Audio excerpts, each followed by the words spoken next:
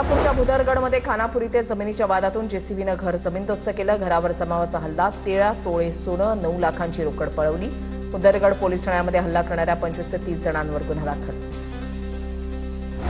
अहिल्यानगरच्या जामखेडमध्ये दूध भेसळीचा भांडाफोड, 1200 लिटर घातक लिक्विड पावडरसह 2,80,000चा मुद्देमाल जप्त, 3 आरोपी पोलिसांच्या ताब्यात। धाराशिवच्या कळंब शहरामध्ये पोलिसांच्या समोरच 2 गटामध्ये हाणामारी, जिल्हा परिषद निवडणुकीवरून हाणामारी झाल्याची माहिती। काँग्रेस आणि ठाकरेंच्या शिवसेनेच्या कार्यकर्त्यांमध्ये वाद, 2 गटातील 6 कार्यकर्ते जखमी, काही काळ तणावाचं वातावरण।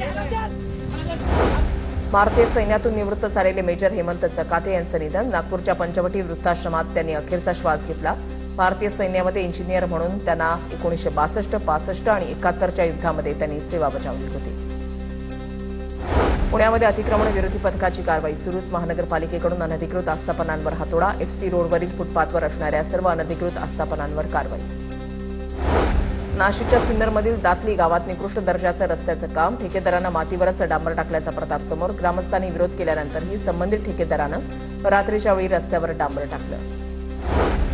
मुलुंडमधील एलबीएस मार्ग वाहतुकीसाठी खुला, काल याच ठिकाणी मेट्रोचा स्लॅब कोसळल्यामुळे रस्ता बंद करण्यात आला होता।